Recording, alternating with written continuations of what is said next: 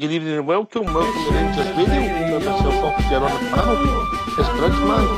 Big Ulster. How are we doing, gentlemen? I'm doing very well, thank you. Hope you're keeping well, Alex.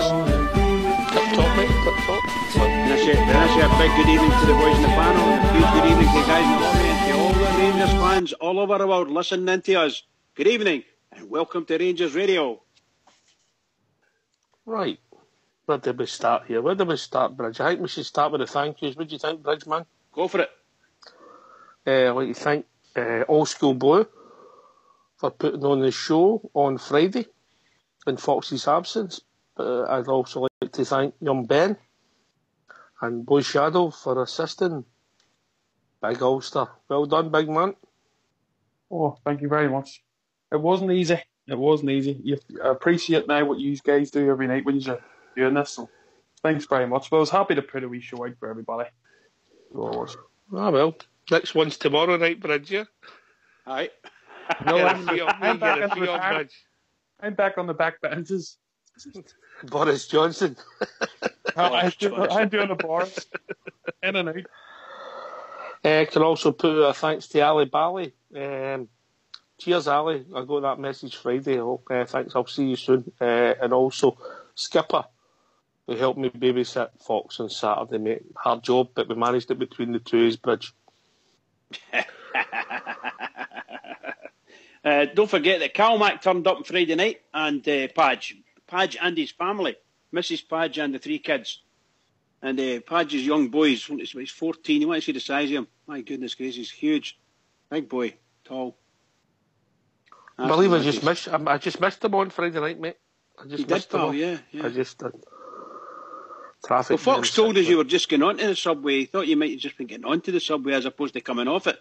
You may, in fact, have just been coming off it, you know. Mm-hmm. Ah, well, made it in time.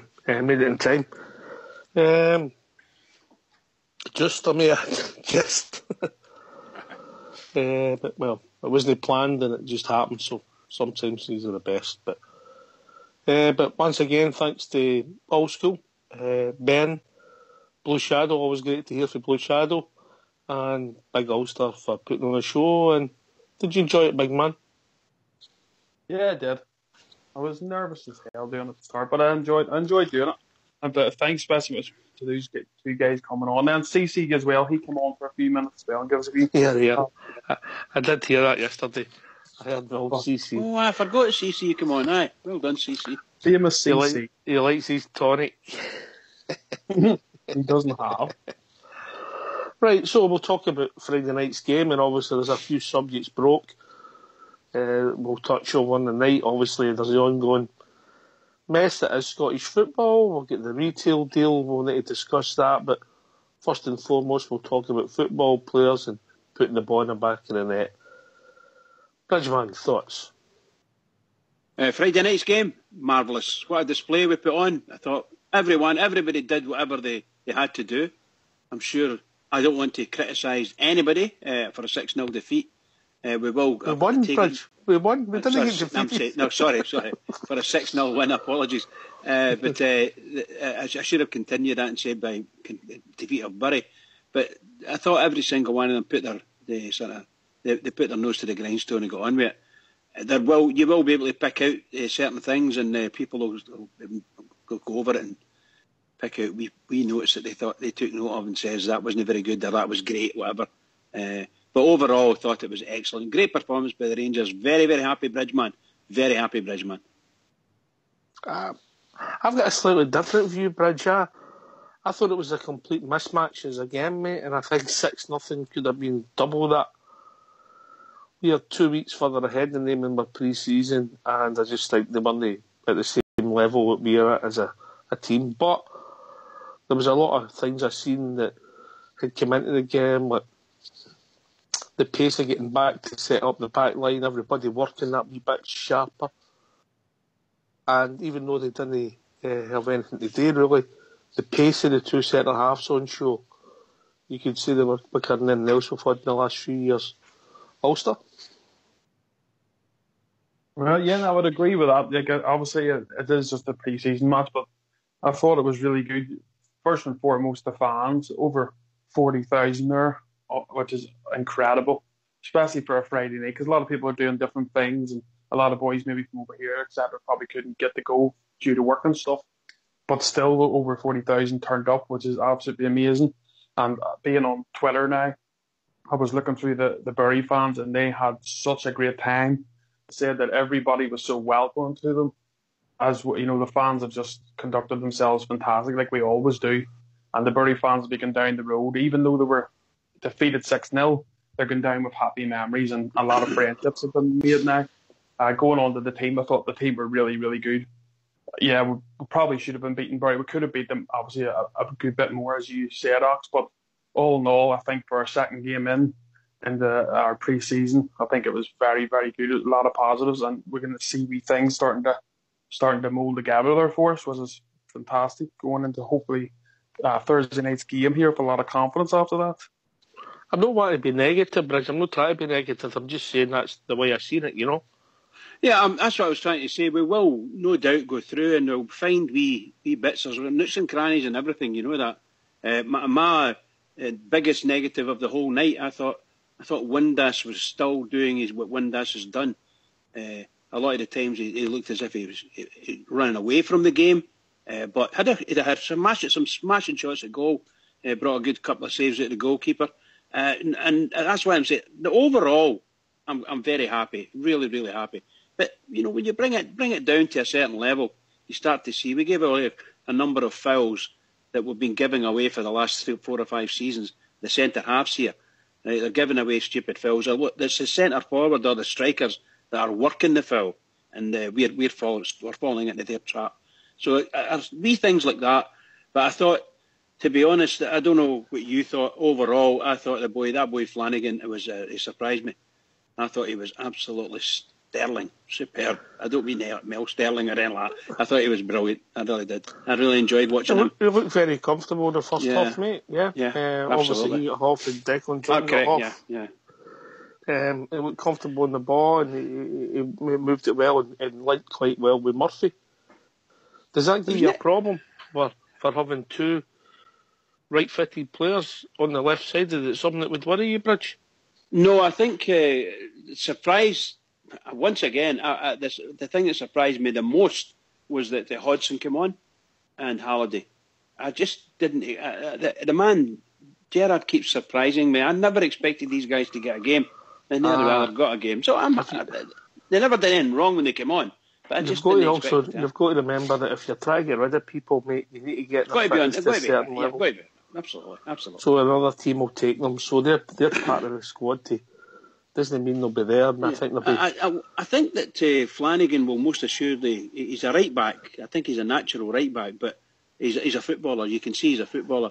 Whereas I think Declan John is most assuredly a left-sided player. I can't see him playing anywhere else other than left side, unless you put him straight through the middle. But generally, I would suggest that when he came on, I thought he played quite well as well. No problems at all. The boy Middleton, he linked up with the boy Middleton. Absolutely superb stuff. Great to watch, you know, for the Rangers fans who have been watching Dross for a couple of seasons, really. But yeah, far better quality of players that we've got. Far better quality. Well, I'm again, not to be pessimistic, I'm just seeing how I see it, Bridge. I don't think you could judge anybody that we've seen on that game on Friday night. You could judge what we're working on as a team, but I don't think you could judge what kind of player we've got at the moment. That's my personal opinion, because the difference, the gulf in class between the two teams. Ulster? No, I agree with your comments there, Alex. You know, but I think looking on last season, the only positives I can take is we should have won that game comfortably. That's what we actually done. Whether maybe that the teams in the past, you know, who probably should have been beating that team, maybe would have beat them, but it maybe wouldn't have just been as convincing as it should be. So I agree with your point. Maybe don't look too much into it, but still, at least we've done the job that we on paper should have done. And it was a great training exercise in front of 41,000 folk, you know. And this is it. Some of the things I saw pleased me. Like Tavernier sprinting to get back into position when he lost the ball. The whole team did it. I don't know if you noticed that, Bridge. Yes, I did, pal. I did. Yeah, the way they work to get back into their shape, there's none of that. Everybody's working harder and everything's done at a higher tempo. Now that'll no matter who the opposition is, you'll do that if that's how we're going to work as a team. I think there was 3 or 4 times during the game, Oxtear, that team had the ball and came towards us, and we had a bit of luck. If their final pass had been a wee bit better, they could have caused us problems. But once again, it was losing the ball. When you lose the ball up the park, were things that we've spoke about, But you're right, we're covering up well and getting the foot in sometimes, But I mean, if that had been a half decent side that we were playing there, I'm sure they would have caused us more problems than Bury did, for sure. Worthwhile exercise, yes. Can you judge anybody on it? No, I think that's the way I see it. But to build up to Thursday, I thought it was a worthwhile exercise. Your first impression of the two centre halves, Bridge? I thought they were excellent, but there are times when you're looking at them and you think, they're doing what a midfielder would be doing, i.e., they're up there over the halfway line and they're making passes, they're trying to make passes, again in a sort of packed defence, And some of the passes were quite nice, but invariably they took the ball off our players, or there was poor passes that went out of the park. I just wish they would find were midfielders from the back. I'm talking about only from the back, because we don't need our centre halves going up there. Unless that's the plan, you get up there and produce a good pass. I don't think so. Just get the ball, make sure you've got it, and pass it out to the wide wings. When they passed it out wide to what do you call him, to the boy Flanagan or to Tavernier, things started to move, But that's just me. It's just the way I see it, I mean, I wasn't looking for perfection in Friday night Ulster. I was a bit. I think it was too easy at times, and that team chasing shadows. So I don't want to judge it. By the way, I hope it's the same on Thursday night, big man. Oh yes, of course. I'll take that every day of the week, mate. There's no doubt we're going to have tougher tests going through the season. But, taking the game as for what it is and what it ended up to be, I thought the team done well. And I thought the defence looked a lot more composed on the ball than what we've had for a long time. But I know where Bridge is coming from. There's times where they were near sort of in the middle of midfield, but Caddy sort of got the ball. But the good thing I liked about him was he didn't try to travel with it. He always gave the ball to somebody, obviously, who's more suited to do that, to take the ball on forward. And then we've seen Goldson as well, a couple of nice challenges, using his strength, and then a few times he tried to loop the ball over the top of the Bury defence, and a few times it actually came all the good attacks for us. So, given it as a pre-season game, I thought the defence played pretty well, to be honest. It was good to see, but we'll have to wait and see. As you say, it's going to be tougher tests, and that's when we can probably judge them. Aye. Again, Bridge is a training exercise. It worked. Bit me on the legs, and I thought the manager's substitution for what the exercise was spot on. Young boys on with enthusiasm, fringe players on. I think he got everything right. Yeah, it was just wonderful to see, particularly that boy, what's the young lad that scored the goal? Oh my God, Zach Rudden. Zach Rudden. What a goal. What a goal. A wonderful ball crossed in and the boy just popped it right into the net. Marvellous stuff. Great to watch. That's what the Bears need. The Bears need more of that, Admittedly, we're playing, as we've said earlier on, we're playing not the most high quality teams, but that's what they're there for. That's what we're doing. It's our pre-season friendly. It's to give everybody a run and start to score 6 goals. Well, there you are. We've started. Even Morelos scored a goal, which he found difficult to do. So we're happy. He's got a goal as well. Marvellous. Aye. Confidence boosters, all the right things. Anyway, if people want to give us a call on their thoughts, Ulster, what's the number? 0141 356 1972. Where else can they join us, Bridge?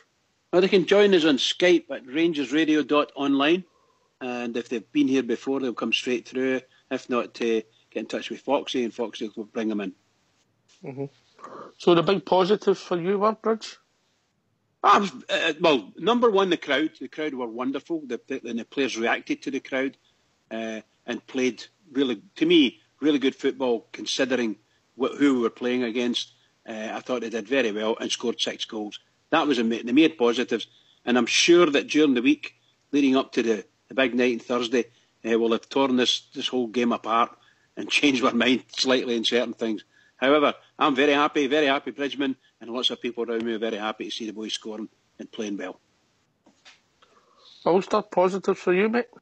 Positives. Yeah, I agree with Bridge. Definitely the support, that's for sure. Also how they conducted themselves with the Bury fans. And definitely, I think, not only the win in the first half and leading into the second half, but bringing in the youth players.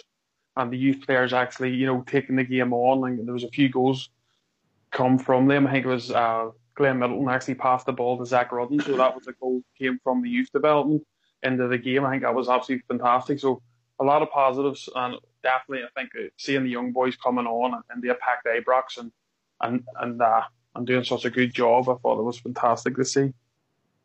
The boy Middleton, a throw bridge, gets in position, just looks to take a step and throw it into the box.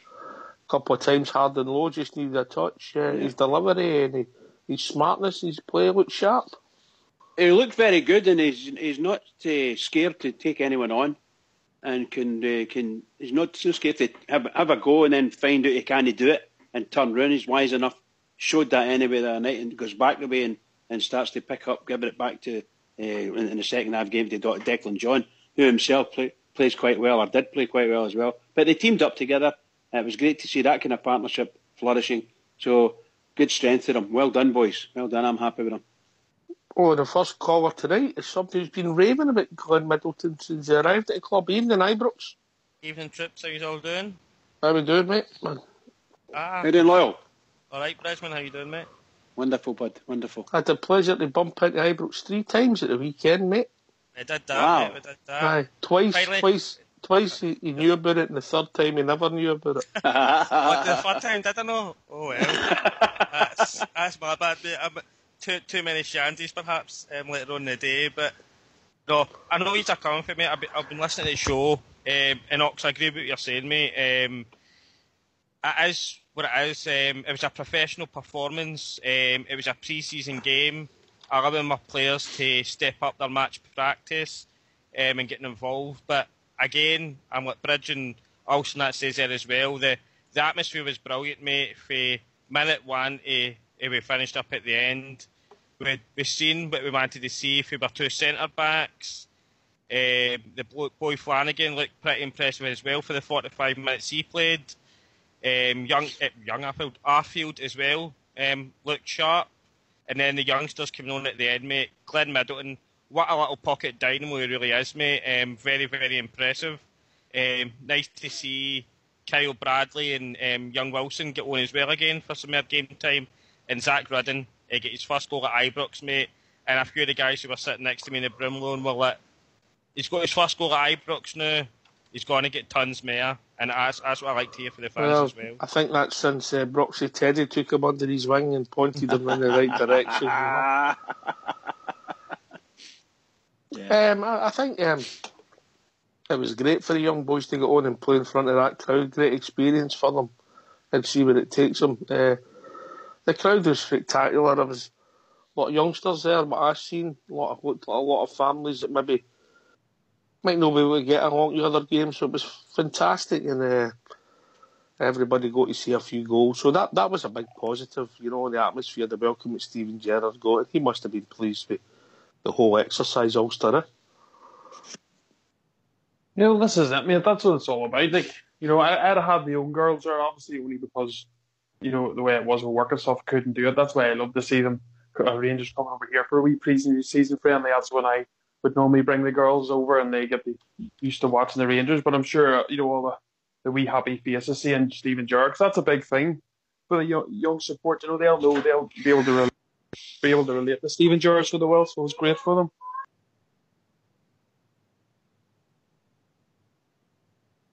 Anyway, we've also been joined by Fox. Evening, Fox.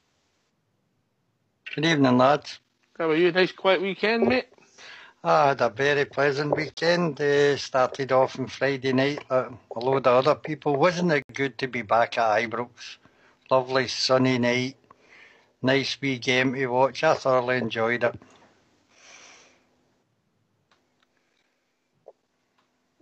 Hear, hear, Fox. Hear, hear, Yeah, pal. worthwhile exercise. Good night. Good, great crowd. Pleasant weather. All positives, but let's see where it takes us, Fox.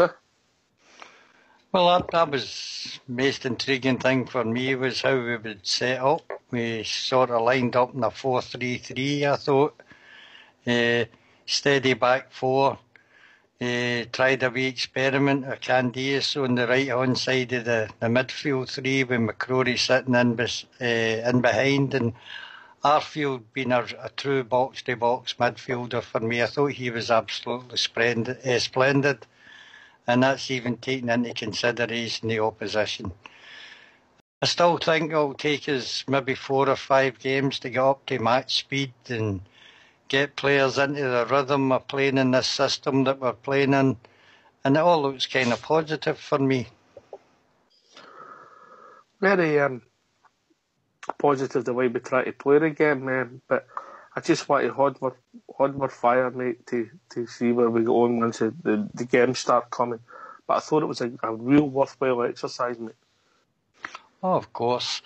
Look, as I say, this is a load of boys that's been put together in a short space of time, a wee bit like last year. Only this time I think they're a lot further down the road than we won our opening kind of friendlies last year. We looked comfortable down in Sheffield when we were down there, but that season never turned out to be so great. But there's something different about this side. The will to win the ball was there right throughout the game, although it was only a friendly. The intensity was high, closing down, good at short pass and triangular moves during the game, and I was pleased with certain individuals all through the time they were on the park. As I say, there was a lot of positives, but I don't think you can judge, mate. That's what I'm saying. That's the point I'm making there. There was positives. There was some decent movement at times. I thought Morelos was quiet personally, and I thought Windass made a few runs, but he never got the ball. But he didn't influence the game much. But sometimes you're splitting hairs. But I think we'll improve for that game, and hopefully it'll set us up nicely for Thursday, Fox. Well, we're just stepping up in opposition. We played TNS the other week. I think even Bury would give TNS a game. And then we step up into European competition. So I think everything looks positive. Absolutely brilliant, mate. When you come, Bridge, sorry, Fox. No, I was just going to say the words that you said there. It's like we're not going. I don't think anybody's going to go overboard with it. Bury were Bury, and that's all there is to it. And we know Rangers have still got a number of steps to go up to get to the level they need to get to. But most assuredly, some of those players. I've only mentioned the defenders. You guys like the midfield. The midfielders can talk about the midfielders. If you follow me, but our midfield were good. The one, and he stayed on. I think he stayed on the whole game. Was Windass. I cannot understand. I like the guy, and I think he plays well, and he's a valuable player to us. But I can't understand why he can't score goals against teams like that, and why he disappears in games. I know he disappears in games, all the games that he did last season. But again, he disappeared, and that's you're talking about a League Two side we're playing against here, and some of the guys were basically non-league players who just came in. So I just find Windass very infuriating. But overall, it's a couple of shots at goal and blah, blah, blah, blah, blah. But seriously, there's a number of players there that they may move on, they may not. But he needs to play better than that. Because when we play better teams, Windass will be found out again. If he can't play against Bury, I think that's what I'm trying to say.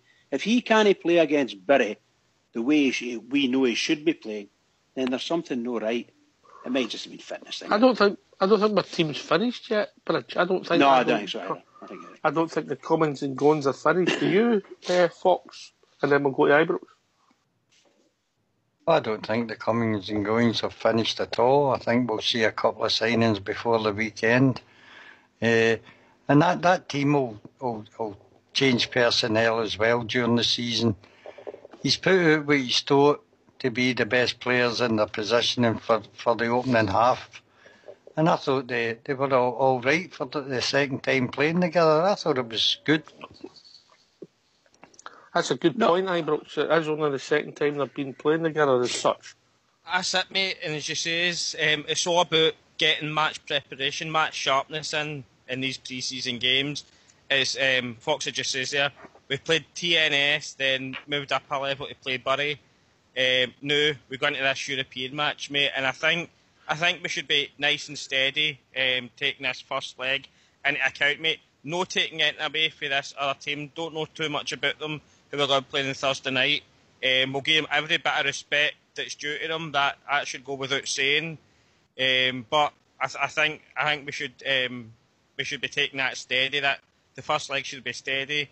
The other thing, as you says, mate, I've got plenty of higme. I think we're allowed, before 4 hours up to the game, we're still allowed to make 2 wildcard entries. For what I'm hearing from some sources, the boy Umar Sadiq should be in place for the morning. He's got to be one of the wildcard entrants, mate.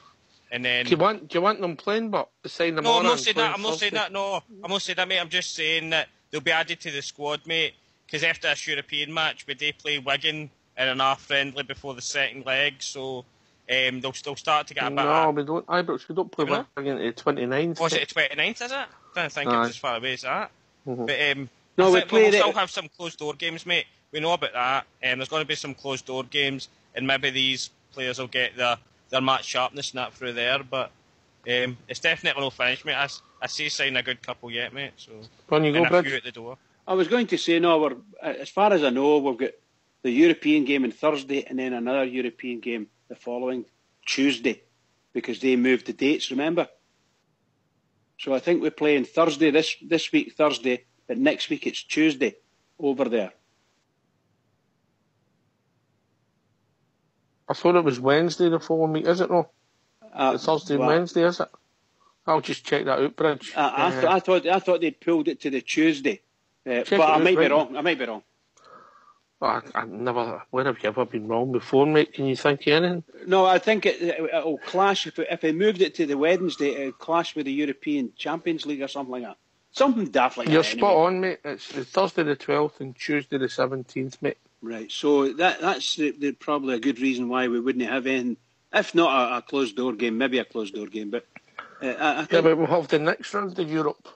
That's correct. Providing we do well, we're straight into the following week. It's week in week, Thursday, and we've got a couple of one friendly at least. I'm sure he said there's another friendly.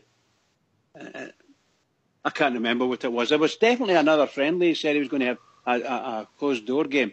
I can't remember who it was. It wasn't TNS. Anyway, we'll one game at a time, and we'll get Thursdays out the way, Fox, before we.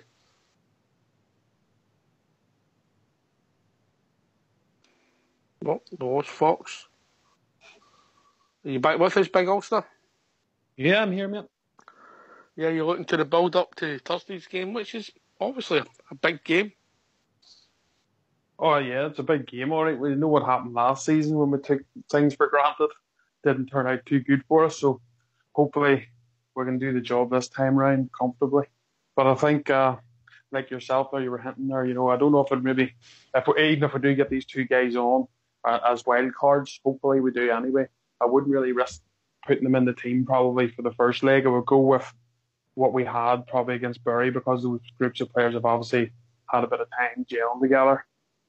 Maybe see how they get on with a bit of training and stuff. Maybe Stephen Gerrard maybe throw them in at some point in the second leg if everything's going well for us, and we can maybe throw them in there maybe for the last half hour and see how they get on if everything goes right for us. But I probably wouldn't risk them for the first leg, to be honest. Maybe on the bench.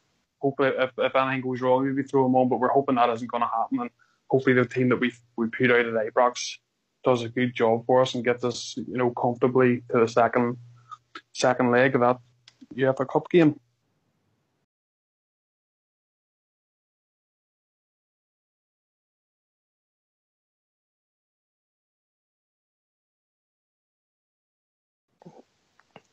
Yeah, what? We'll go through the starting 11. Would anybody have picked any different?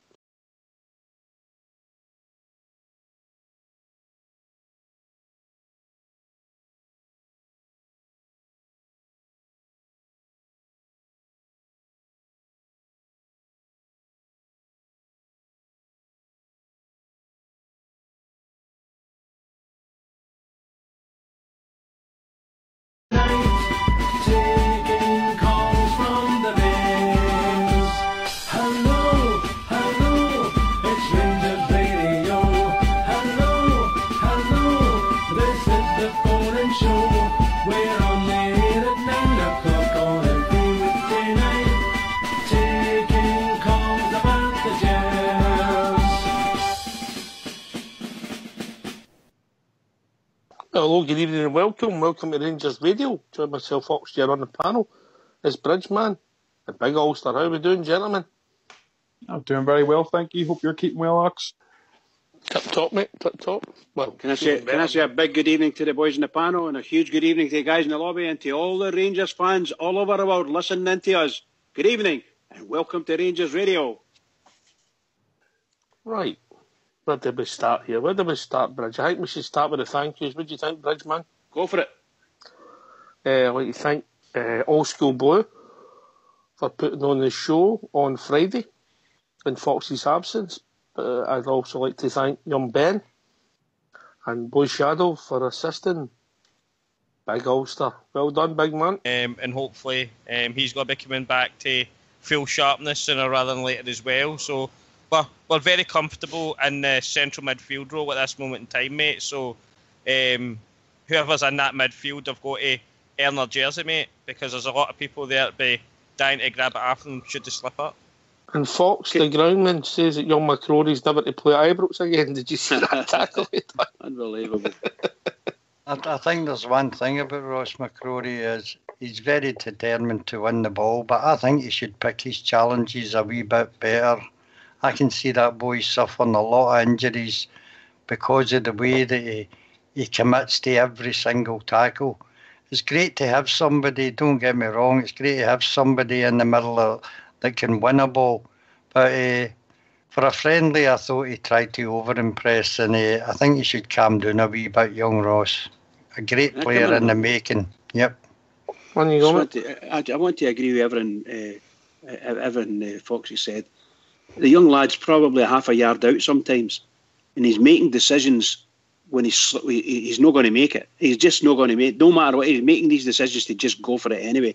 And that's exactly what will happen with Fox said. He will get injured by himself. Not only that, he'll get himself sent off. Because some of these tackles look really bad lunges, you know. So I was watching... Do you know what I think it is, Bridge? Do you know what I think it is? It's just that step up, because see when he's done Absolutely. that in the youth football, that yard of pace that he's got, he has got a yard of pace. Yep. It gets him there. But now he's playing against men, it doesn't get him there. Yeah, and he needs to step back enthusiasm. That's it. Yeah, he can't win, he doesn't have to go for every tackle. It's not his job. That's exactly it. He needs to think about it, because there's the position he's playing. A lot of it's thought. Am I going to take him here? Do I just push him out? Do I see him here? That kind of thing. No, I think a lot of the times he's thinking, I'm just going to get this ball, and a lot of the times he doesn't have the pace nor the hardness, you know, because he's not quite as hard as he thinks he is in that sense. He's not an Ian Ferguson that just goes straight through the ball, you know. But can I just say on that, from a negative perspective, can I just say a big positive? I thought that young Flanagan, he put 2 tackles in on the guy. The guy got a couple of tackles in on him, so they were having a wee battle. But he got 2 tackles in on the guy, the Bury player, and my God Almighty, he put the guy up in the what it was wonderful to watch. From where I was sitting, absolutely wonderful to watch. Really liked it. So, I mean, we've got a fullback taking. Absolutely brilliant. So, there's a learning curve, and nobody better to teach him how to play midfield than we're 2 managers, Fox, huh? I think it's just exuberance with the young lad out. He wants to impress Stephen Gerrard, as I said earlier. But in the midfield, I didn't think the Candias at the right-hand side worked that well. Non-existent.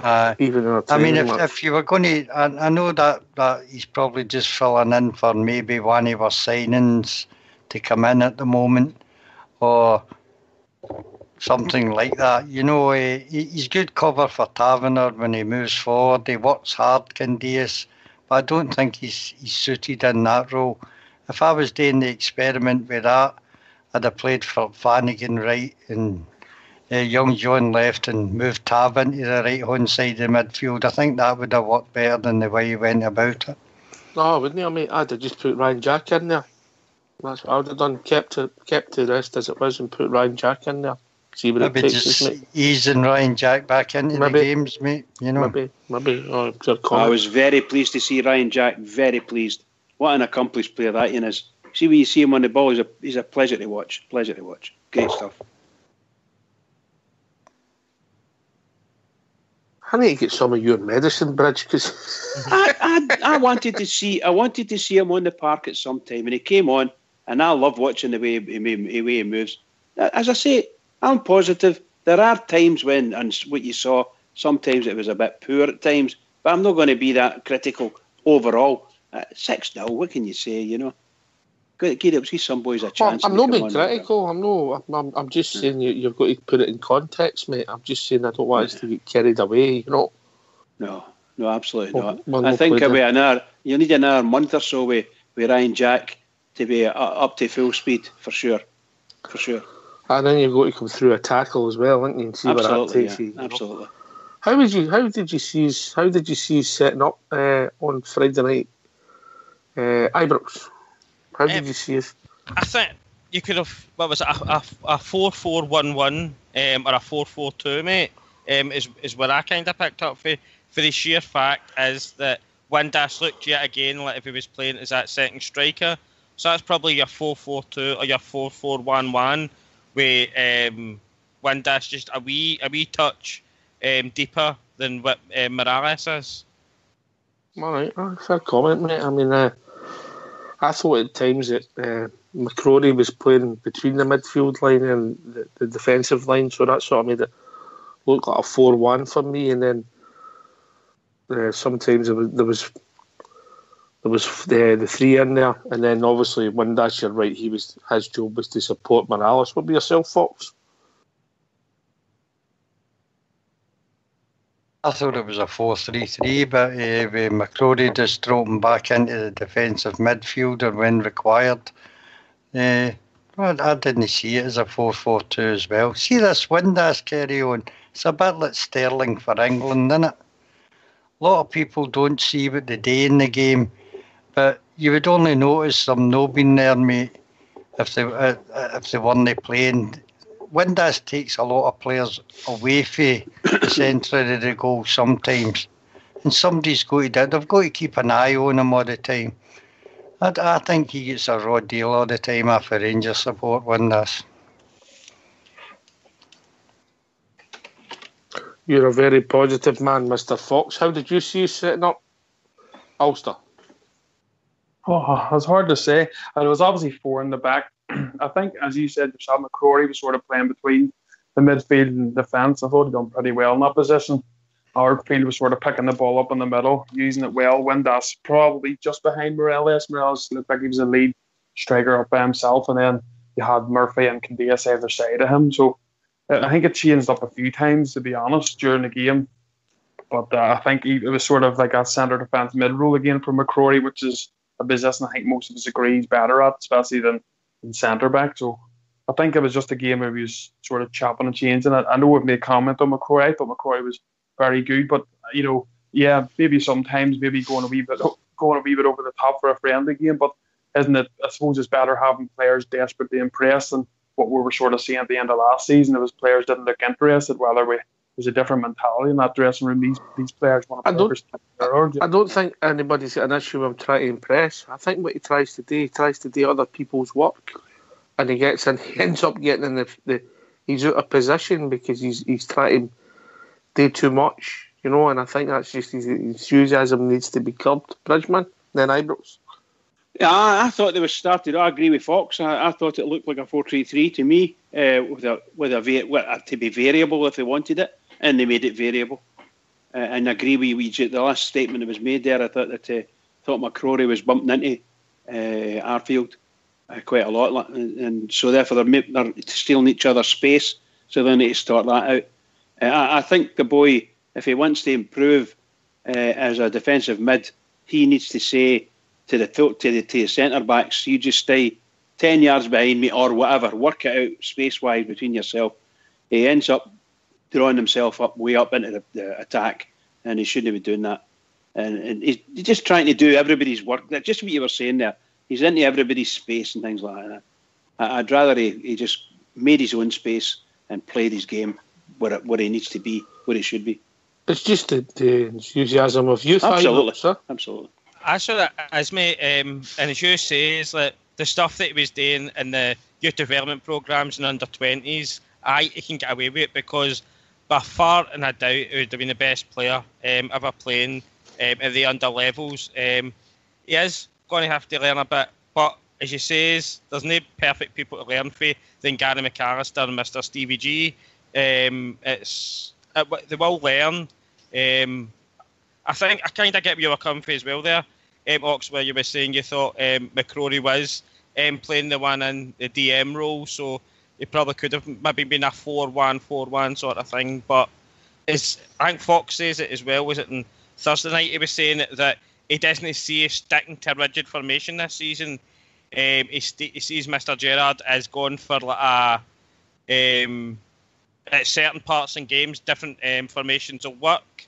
The exact formation we play at Ibrox isn't going to be the exact one we play in Europe in the away games as well. So there's many different formations in the one game, mate. But it worked well for us in that night. Again, taking the account into question as well, mate. Because let's be honest, they're one of the greatest. But our players did what they had today, stepped up to the mark, got to 6 goals.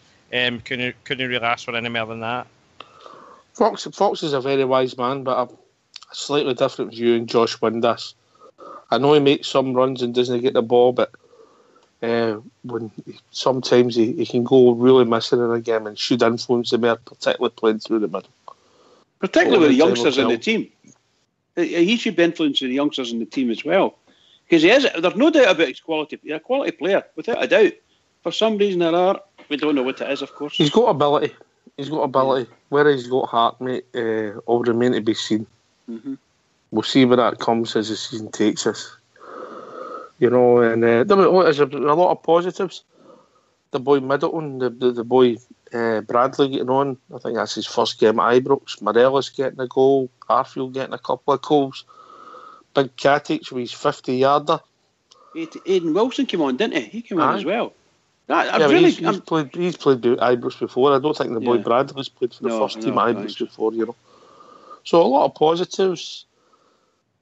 But let's just see what it takes us as we go forward. The atmosphere was good in the place. I think that's with the goodwill directed at the manager, Ulster. Well, yeah, it was good to see. The manager.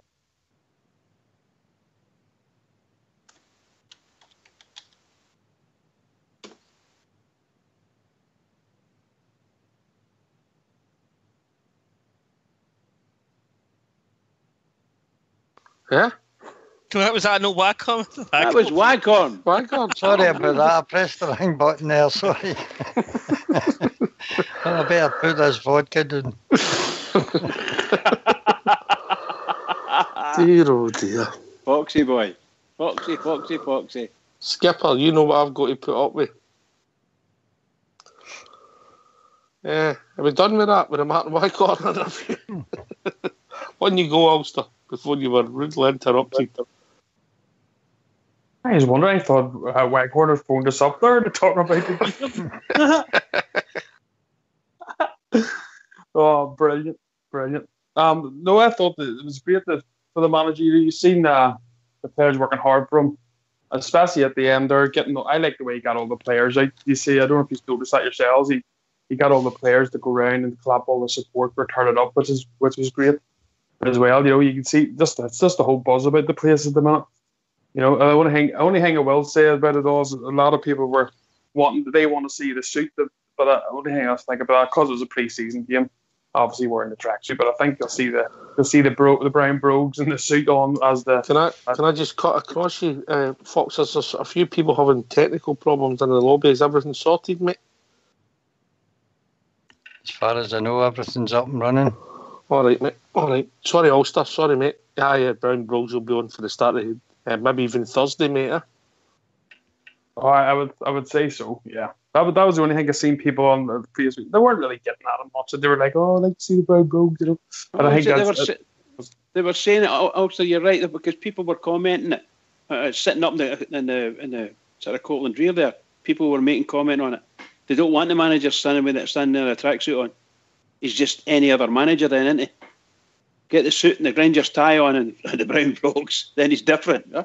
No, I think he will. He will, Brett. He will. I've no doubt about it. It's just obviously that'll be the when the proper games start, as Foxy says, Thursday night. I'm sure you'll see them in the whistling flute. And Don't know if they were brown right enough for me. I think they were more tan, the ones they wore when they go to the job. Can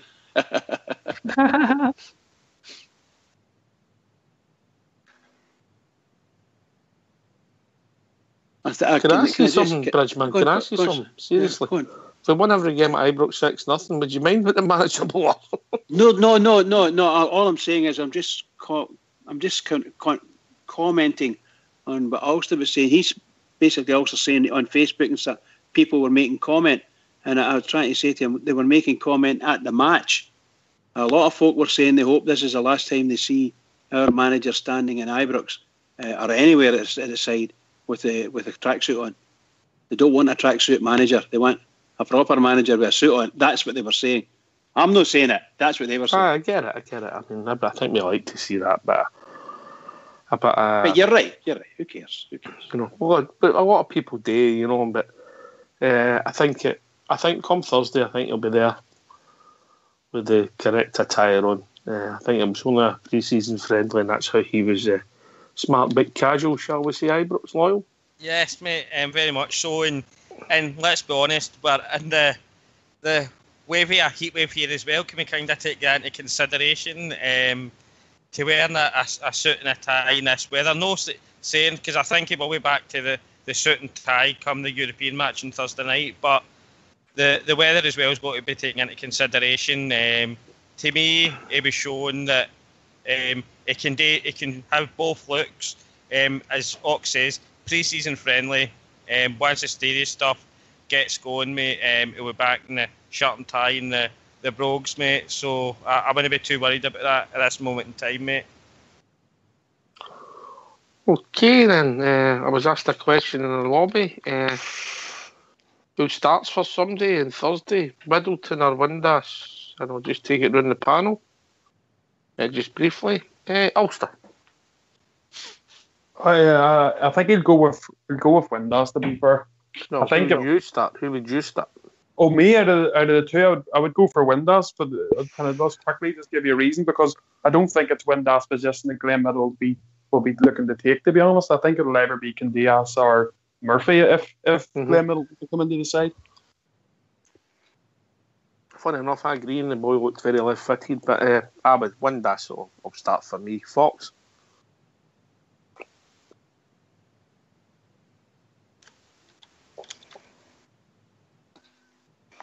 I think carry on in there.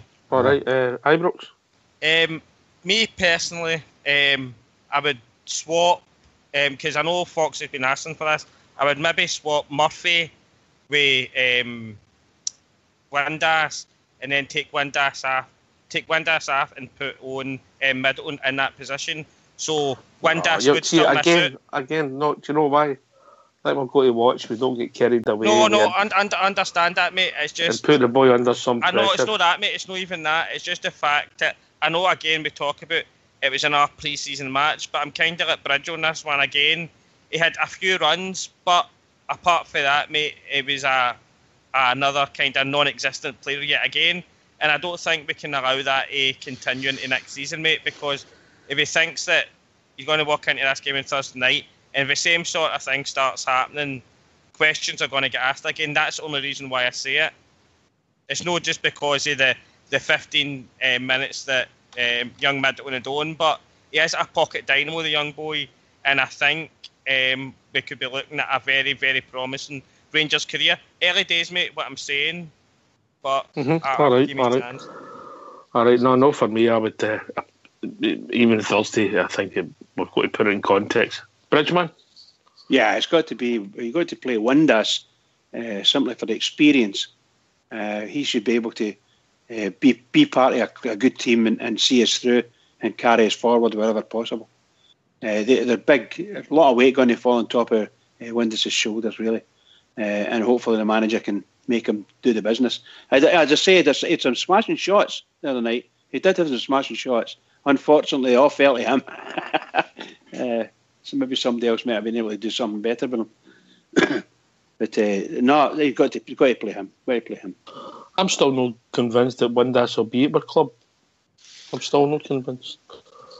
Yeah, I think. Can I make one comment on Windass? One comment. I think Windass and his father should keep their mouth shut when they're talking. Don't talk to the press at all about contracts with Rangers. Shouldn't be allowed to speak in. They should get severely rapped by Rangers for doing that. Just disgraceful. However, that's that done. I don't think Rangers can do anything to his father, mate. No. I'm not saying that they will be able to do anything to his father. I'm talking about Windass should be severely rapped. He must be telling his father, I've got a 4-year, whatever it be, a 3-year release clause or a £3 million release clause, whatever it is. He shouldn't be telling anybody what he's got in his contract in relation to Rangers. That's all I'm meaning.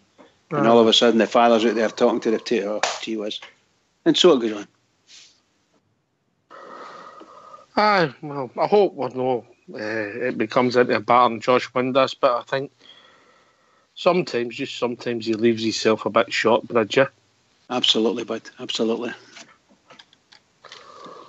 All right, the goalkeeping situation, just briefly before we go to a tune. Ibrox Loyal, give your thoughts. Is it pretty much as we know where we are? Alwick won the games against TMS, number 2, obviously.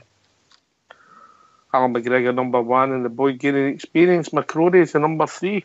No, definitely, mate. As I say, it's number 1 McGregor all season long. As you say, Alnwick got his match against TNS. Young Robin McCrory get 15 minutes in that game. I think he got around about 15 minutes again on Friday evening. And it's all the better for him, mate.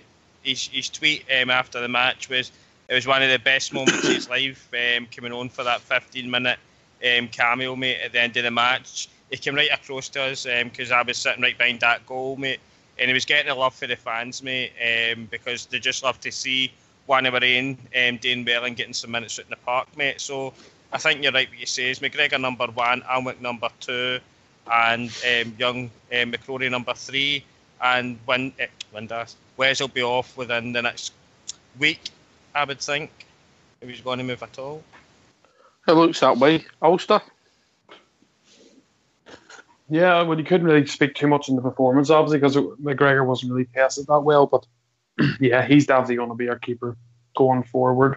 Alnwick, obviously, probably be number 2. You just have to wait and see. McCrory, maybe he could sort of, obviously, when it comes to training, he could maybe sort of put himself in there maybe for that second place. But it was good to see McCrory coming on and obviously getting a wee bit of experience at Ibrox and seeing his tweets. He really enjoyed it. But I seen the good thing of it all was, I know we've had some, not bad blood, but we've had our thoughts on how everything went with McGregor leaving at the time of the club. But it was good to see the fans giving him such a good send-off, should I say, as he came off the pitch. I thought that was really, really good. So, yeah, I think we're going to have McGregor as number 1 goalkeeper, and I think that'll make us a better team defensively for it, to be honest. The young boy McCrory's a big unit when he came on, Bridger. Absolutely, I said this before. I actually wanted us to keep on that boy Kelly, Liam Kelly, because I want to see the young players coming in. That young McCrory will be a smashing goalkeeper. His size and physique reminded me of young Schmeichel that's playing for Leicester. He's quite a big unit, a young boy, or still young man. And Robbie McCrory, very pleased to see him in. And I agree with Loyal saying, I think we said it for a couple of weeks now, I think that Wes' number's up. I think there's other teams interested in him, I would imagine. I don't see him being there next season. I just don't see it. Or this season coming, should I say.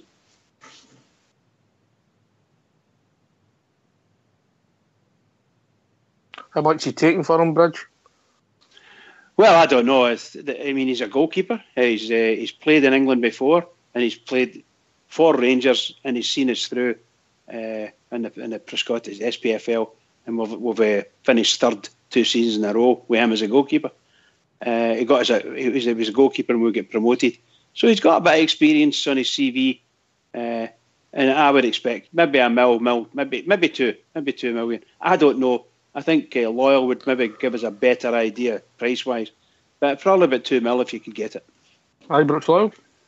I would say Bridge about right, mate. Anywhere for 2 million plus. I believe Ipswich are now firm favourites to sign him because they've just recently lost their goalkeeper, mate. So there's a a lot of talk that he could bring down the road to Ipswich. So I would say two mil plus, mate, for me.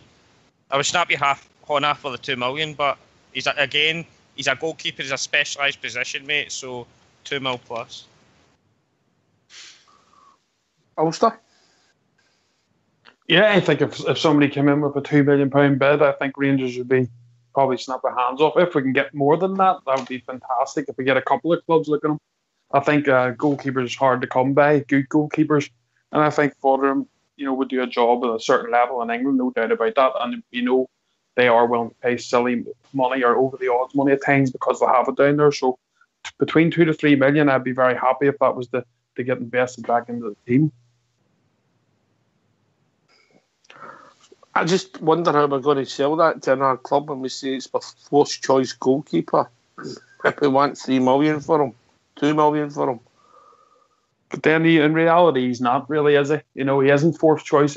We're saying that because we are probably trying to move him on. That's why we're using these other goalkeepers. But if Foderingham was to stay, coming on saying we couldn't get rid of him, would say we had to hang on to him. I would say there was no doubt you'd see Foderingham on the bench before you would see Alnwick or McCrory. Could be wrong there, but that's what I'd be thinking. Isn't that what Gerard said? We don't have a first, second, or third goalkeeper. We've got 3 or 4 goalkeepers. Because that was put to him as a question, I think. It was put to my question as well when they were in Spain as well, mate.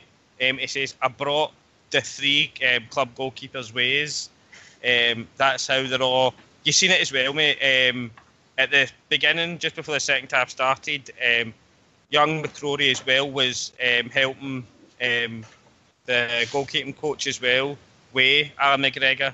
So they're working with each other, and that'll work wonders for young McCrory as well. Working with a superb goalkeeper is the stature that Alan McGregor's got, mate, as well. So. All right, before we go to tune, I had a message for the news hound who loves his Twitter.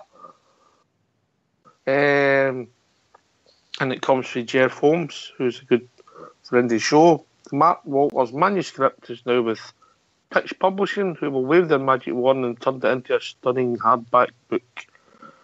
Thanks to Mark E.W., 1934, for his patience. Excuse me. Mark is one of the most talented Rangers players of my generation and deserves a book benefiting of that. So the Mark Walters book, so will be with us soon. Written by Jeff Holmes. But listen, lads, if you don't mind going to mute, Fox will give us a tune.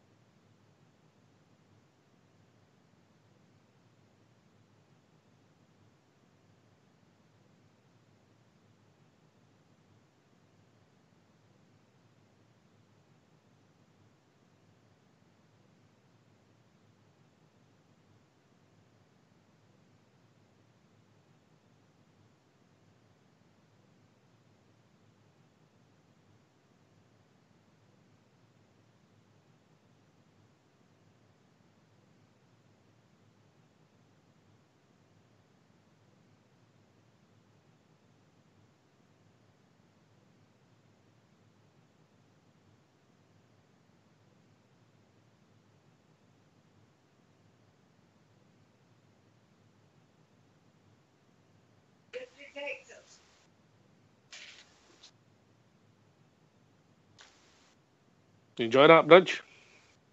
Yes, it was magic. I was just singing along. Her wife came in and complained about the noise coming from the kitchen. She said it's terrible. That's it. He's a good judge, your missus. She said that if they put the trays down, stop banging the trays together. It's always the trays that get you into trouble, boy. Serious problems, by the way, here. Serious problems. Get yourself a set of drums, mate. Get yourself a set of drums. I think I could be instant divorce in this family. Yeah, I had to laugh at William Armour. He put a comment in the Facebook when we were talking about the tracksuits and suits. He says he doesn't mind. He says if he wins the league, Stephen Gerrard can stand there naked for all he cares. Yeah. That's exactly that's what Oxford was meaning. But folk have got some ideas and they've got the right to do it, you know. Let's start off where we need to go, you know. When he came to Ibrox, he was all dressed up in the club colours and so on and so forth. I think that's what they wanted the continuation of. I think what happens is that our support look at the other managers and coaches when they're, shall we say, being in front of cameras, and a lot of them are standing there in their tracksuits, and that to our support it doesn't look very good. And then you take the vision of the wee what do you call it, the wee toxic one over in Hibs, and you see him running about playing aeroplanes in the pitch with his tracksuit in the middle of a game, and you think to yourself, do you want your manager to look like that? No. All right, that. Exactly. You know. Well, anyway, so if people want to join us, what's the number? Bridgeman. The number's 0141 356 19. God save us, I lost it. It's got 1972. I forgot what I was going to say there. Sorry, guys. 0141 356 1972. Where else can you join us, Ulster? You can join us at RangersRadio.online or the Facebook Rangers Radio live streams. And just quickly, I'd like to thank, it's a Facebook page. I don't think it's anything to do with the Four Lads Had a Dream on the Twitter, but it's Four Lads Had a Dream on the Facebook. And they've been sharing a lot of our stuff. They've sent us messages and they really, really enjoy the show. And they're big fans of the show and they're going to continue to share stuff. So if you are on Facebook, just search for Four Lads Had a Dream. And if you don't mind giving them a wee like and a wee share, because they're great supporters of the show. Big site, big name. It's a different setup, but it's still just the same name. But Facebook's went mental for the show, Ulster. Facebook's went crazy. It's went into the high thousands, so we're way in. There were over 50,000 engagements and views on the show last week alone, which is absolutely incredible. So, and it's a great job to Old School as well. He does a lot of help. He's with me on the Facebook, and we share it as much as we can. And it's really took off. So thank you to everyone who's got involved and shared the page, because without guys doing that, we wouldn't have got to the numbers that we're getting to, and hopefully we can keep increasing. Here. Well done to everybody. Marvellous. You're turning in, not even just a superstar, but you're turning into a megastar. Why is that? What have I done? Just you're famous now. You're famous now, Bridge, now. They all love you. Ulster, you're worrying me. What does that mean? The Drum Chapel boys are loving you, mate. So they're always giving you a big shout every night you're on. So you're a superstar. Superstar. The Bridgeman, yes. It'd be nice for some of these guys just to come up to the bistro area and sort of introduce themselves. They live in New Zealand, mate. Well, of course, some of them do. It's going to be a long way, of course, you know. But some of them don't, you know. The boys at Drum Chapel maybe can't afford it, Bridge. God, don't you start, boy. No, a lot of good people on the drum, mate. You know that. Absolutely. You know that. Anyway, so there's been another couple of big stories broke in the last sort of 72 hours. Ulster, you get your finger in your pulse of them. I'm sure Bridgeman's got the club statement in front of him. Indeed. What will we take first? Will we take a retail deal or the ongoing cluster F that is Scottish football? What do you think, Ibrox? Oh, the latter. Dealer's choice, mate. Dealer's choice. Oh, what do you think, Bridge?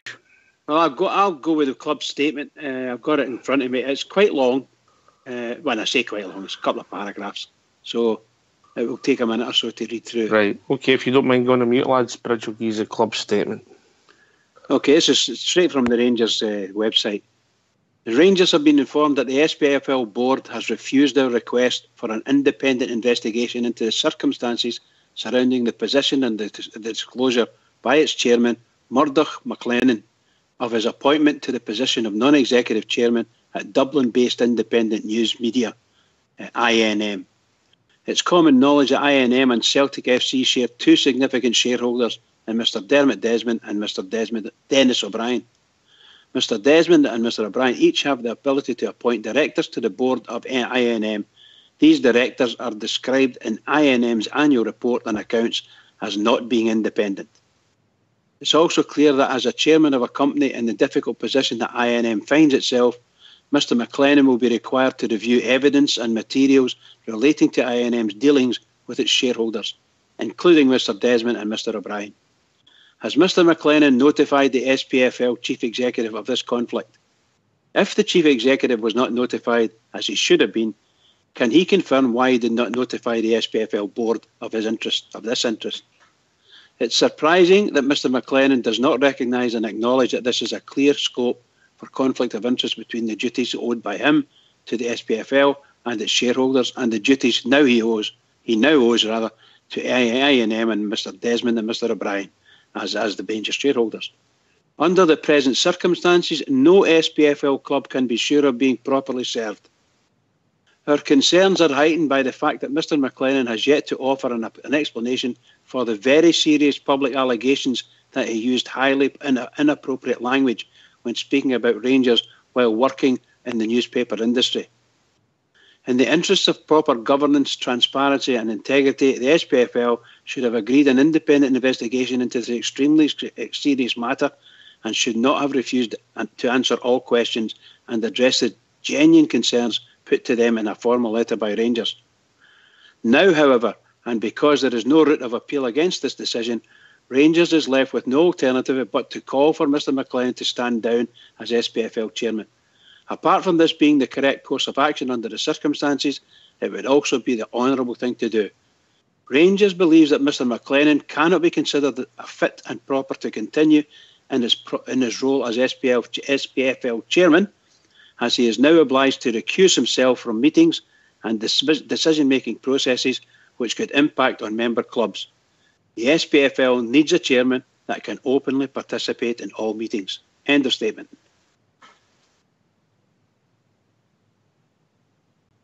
I think he's a dead man walking, mate. I'll be honest with you, mate. I think there's some more stuff coming tonight. I've not had a chance to read it, Bridge. Some more stuff coming tonight, and this could also be if it goes pear-shaped, it could also be the end of Doncaster, because he might not ask the right thing or done the right thing if it all transpires, and he's got a conflict of interest because his employers.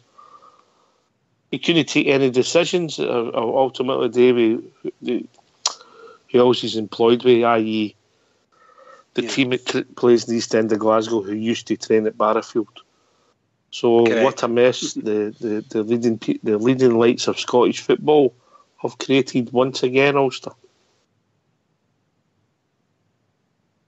Well, this is it. It's a bit of a disaster, to be honest. I'm very surprised that, maybe I'm not surprised, I shouldn't say surprised. I thought the SPFL would have took action, obviously, when these links have come out. It's not just that, obviously, this guy has Celtic allegiances to the club, which for a start is enough for me that he shouldn't be in the position he is in. But also now it's come to light that he has also business ties with, obviously, the owners of Celtic. So that there's two conflicts of interest for a start. He has to look after his business interests, and he's going to do that going forward. And obviously, Rangers as a club, as well as us as support, that we just can't trust that guy being in there making decisions on behalf of all Scottish football without thinking he'd show some leniency to the other side of Glasgow than he will to us. And as you say, it's only a matter of time before he goes, but how many people will be going with him? We'll just have to wait and see. Yep. Ibrox? I think we can finally say Scottish football is a farce. I think we spoke about this. Mr. Doncaster himself isn't fit for purpose. There's a clear conflict of interest. Again, I'll use the words that have been used many, many times in Scottish football, sporting integrity. There is none being shown here. I think it was only right that McLennan steps down because for a SPFL chairman should be at every single important meeting, and he can't be there because there's too many conflicts of interest.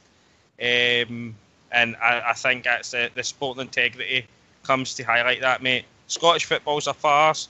I've said this many, many times, mate. There needs to be one board. You can't have the SFA and you can't have the SPFL because none of them are fit for purpose, which is why we need somebody who's independent, has got the highest level of scrutiny and can uphold sporting integrity for your game. Until we get something like that, mate, Scottish football is not going to go anywhere in football. That's all I've got to say in the matter, mate. Rangers have named names, Bridgeman, which is pretty unusual. Yeah. Look, the club under his chairmanship is desperately keen on following this through. I don't know whether we, as a radio station here, whether we should take it too far in discussion. That I'm not 100% sure on that. I agree with what Loyal said there. I support the chairman 100%, 100%. And I agree with everything that Loyal said. It's just wrong. No matter what anyone says, this is just wrong. And they have to have a better explanation than saying, no, we're not going to say anything. They really do have to come out and say it. After all, they put Rangers down to the lowest level of the league positions. They did that to Rangers for a lot less than this type of thing. Based on what we hear, you can't have the guy at the top of the tree having all these interests that are just totally... It's just wrong. It's just wrong. And anybody... If they can prove that there's no conflict, then that's a different thing. But they ain't going to bother. Or it appears like that anyway. So, see what happens. Are you disappointed in other clubs, Bridge? Or are you not surprised? Yes, indeed. I think, look, in all of this, there must be disappointment from all the Rangers fans and all these clubs. But then again, we could turn around and say, well, we didn't expect too much, but we're still disappointed because it affects them as well. It affects every single one of them. And I think somebody wrote something, I believe someone in the Follow said that somebody in the Evening Times put a really good story on about it, saying it was to do with everybody in Scottish football, not just Rangers. And why is there nobody said anything? However, you could say, what can we say with that? What could you say if nobody says it? And then the second thing is, where are all these top-notch, what do you call them, reporters? Well, we don't call them reporters, do you? Just they work in the papers. No, they're not real journalists. So they've got lots to say when there's something going on with Rangers and it's negative. I believe I heard that even, what's his name, Claxon Jackson came out with another negative story about Dave King and blah, blah, blah. So here we are. All this crap's going on with the authorities in Park and in Hampden, and there's very little being written about it. And so it's just wrong. All of it is just wrong. There was quite a supportive article in the Evening Times, mate. I'm saying that there was I believe someone in this Evening Times wrote something, but I believe he's the only one that's wrote in to say, look, everybody else should have the same concerns as Rangers. This isn't right. So, but I think that's the only one. So that guy could be a leading light in the Scottish press for Rangers anyway. We shouldn't need this. We shouldn't need this. It's as plain as the nose in your face. You just don't do it. And if you've got a conflict of interest, you'll be man enough to stand up and say, okay, I can't do both, so I'll need to let one go. But Loyal probably right. It's too late for that now, isn't it? Yeah, I think so. It's went over the. It's too late for that. Holster, you coming in there? Yeah, you know what I mean? The other clubs in Scottish football have to have a good look at themselves. They all laughed, obviously, when Rangers got booted down the leagues. Fair enough. But listen, you have to look at it this way. Who's the only team that benefited while Rangers were away? Nobody else in Scotland benefited. All the teams went, a lot of the big sides that went down, Dundee United are still down, are trying to get their way up from it, because a lot of the clubs obviously lost money with not having both sides of the old firm filling their coffers at away games. And they're sleepwalking into the same thing again. This isn't just a Rangers matter. This is a matter for everybody in Scottish football. There's a conflict of interest. It's plain as you can see it. You know, we have to wait for the evidence, obviously, but it's the evidence already out there. It's, you know, you can search it all up. It's already there in front of you that there's a conflict of interest, and the other clubs have to forget about their hatred for us for a couple of days and actually look into what's going on and seeing that there's only one club in Scottish football that's going to benefit while that guy is in place, and it won't be anybody else but Celtic. So it's time for them to step up to the plate and look at, you know, as sport integrity was through at us all the time for the past 7 years. So let's preach, or let's do what he's preaching and say, and you have to look at it, and we're just going to have to sort it out, you know. But it's a wee bit frustrating. It's just the way it is. Scottish football's a unique place that we know, and sometimes their hatred for us blinds them to everything else that's actually going around them in Scottish football. I think your club must be very, very confident. Obviously, the lawyers have been over that statement with a fine-tooth comb, Ibrox. So the two individuals that I've mentioned, they'll have powerful lawyers. So they must be really confident that it's factual. Oh no, definitely. And I think Ulster is 100% right what he just says there.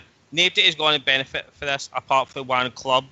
And even at that, right, taking that aside, Scottish football is not going to benefit for this whatsoever.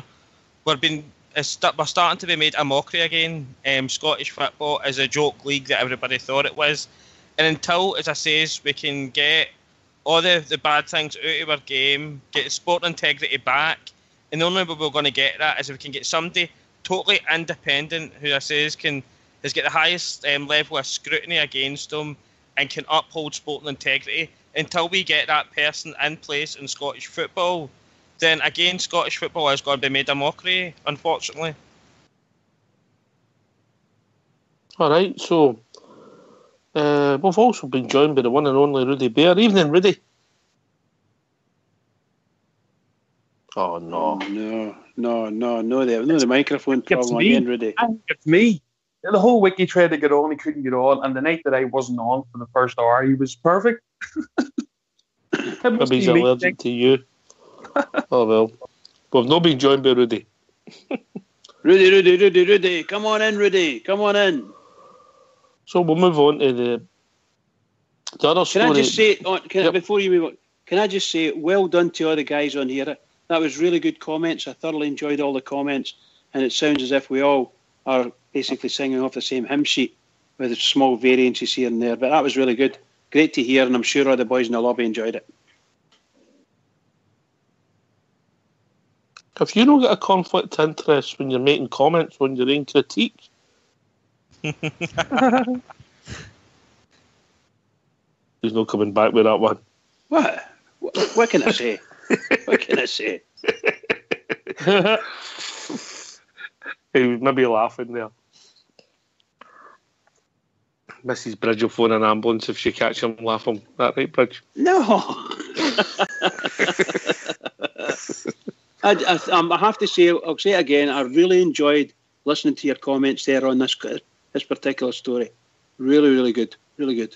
It's not the kind of thing we really want to discuss, mate. No, I just enjoyed what everybody's got the same sort of idea. They're all following on the same, they're all thinking along the same lines. From a club perspective, they can see a lot of badness out there somewhere along the line. So it's really good. It's really nice to hear. Really nice to hear. All right, so I think it was Saturday morning, or might have been Friday night later on. The other story broke, Ibrox. Yep, that would be correct. The kit deal, mate. Unfortunately, we're here yet again. Unfortunately, I think it's something that can be sorted. The way I'm reading it, and I don't know if anybody's got any thoughts on reading it differently, or maybe knows more about it than I do. It looks as if there was an agreement at some point struck that ever the distributor of your new kit, Sports Direct, were given the chance to match their offer. Is that the way you've seen it, Bridge? Yeah, that's what I believe's happening. But there's a bit more to it than that. I think the club believed that's all it was. All they had to do was provide certain details, and the Sports Direct can do what they wish. They can then make a bid if they wanted to make a bid. and it's then be up to the club to do what they want. That's what I think the club believed. However, they're claiming that they haven't given them enough information at a certain detail and so on and so forth. But, I think what's happened is, by the sound of it, I think they're just looking for money. At the end of the day, they're looking for money because they see pounds, Rangers are going to pull in a lot of money here. I don't think any of them who get anything to do with Sports Direct have got any wish to be I don't think they've got any wish to be involved with Rangers. I think they're just at it. They've got a clause. If there's no wish to be involved, then why have they triggered the clause? No, they've triggered the clause because there's £1 million worth in it. They went before the judge, and the judge says they're going to be a damages set at £1 million, ceiling of £1 million. So they're suing Rangers for if Rangers walk away from it, it could cost Rangers £1 million. That's what I believe is happening. So I think that's all they're looking for. Why would that company want to put themselves through what they've? They couldn't sell a shirt hardly. Why would they want to be involved with Rangers anymore? I can't understand it. Sorry, boys, I can't understand it. Maybe there's a wee bit more to it now. But anyway, we have been joined by Rudy. Evening, Rudy. Evening, gents. How we doing? Hey, Rudy. Hi, Bridgeman. Hi, Rudy. Hi, Ulster. How you doing, guys? Can I just say a wee bit about this McLaren thing first, if you don't mind, Ox? Is that all right?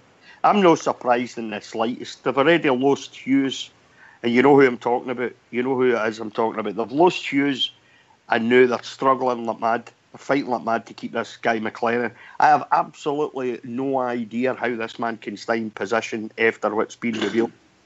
I could never see this happening. Can you imagine if this happened at the English FA? The guy would be out on his backside before he'd opened his car door to put his stuff in it. There's no way he would have got away with this in the English FA. And it shows how low they'll sink in Scottish football. And the media, because the media's a part of this, the majority of them. It shows how low they'll sink in Scottish football to keep their agenda in place. And that's all this is about. And it's all it has been about. Putting people in place to drive the agenda of a certain club that used to train at Barrowfield. And it's all it's about. It's as simple as that. What's disappointed me, really, and I'll be really honest with you, is the silence for people I thought that might have had something about them. Maybe Anne Budge or people of that ilk. Yeah. Genuine, who came across, she's not any real axe to grind with us. She's come on the scene since after our troubles, and you just thought somebody else might have come out and shown solidarity for a just decision to be taken. Aye. Well, I mean, we're forever saying we're on our own in Scottish football. And we truly are. That's the thing, Ox. We truly are on our own. Any fighting that has to be done against this lot, it's going to have to be Rangers that lead the way, because it looks like nobody else is bothered about it. Nobody else is either that or they've got their own vested interests that they are more interested in than I think I heard one of the boys there using the term sporting integrity. The vast majority of the people in this country couldn't spell the term, never mind understand what it actually means. For a man to stay in that position after what he said about another club supporters, regardless of whether it's the Rangers support, the Hearts support, the Aberdeen support, it wouldn't make any difference. Any support. To come out with that statement, and then you look at the ties that he's got with a certain club that used to train at Barrowfield, how he can stay in that position is totally beyond me. But I'm not surprised in the slightest that the SPFL have come out and said they don't want an independent inquiry. They don't want any kind of inquiry into this. Because what else would you get on earth? Do you know what this country really needs? It needs one governing body, an independent one governing body. That's what this country really needs. But I don't see that happening anytime soon, Ox, unfortunately. I don't see it happening anytime soon. And those in the media that like to think they're journalists. Journalists in England or France or Spain or Belgium or Germany would be all over this. All over it, the sporting journalists. No, in this country, though, because they're busy. They're busy trying to keep the agenda going. They're busy promoting the agenda of one club. That's why they won't be all over this. Might not even be just sporting journalists, mate. This could be news journalists, because it's not just about sport, is it? That's true, mate. It's not. You look at his ties with the newspaper industry. Where's the Mark Dailies? Where are they now? You know what I mean? Yeah, it's laughable, really. You know, but it's what I've come to expect. Is anybody shocked, Rudy? Anybody shocked? No, not really. I don't see. You know, I mean, if you were shocked, then you've obviously not watched what's happened since 2012 in this country. You know, if this shocks you, then you've obviously have you been sleeping? What, for the last 6 years? I'm not shocked in the slightest. You know, I'm not surprised in the slightest. I don't expect them. I mean, they've lost Hughes, haven't they? You know, the compliant officer's gone.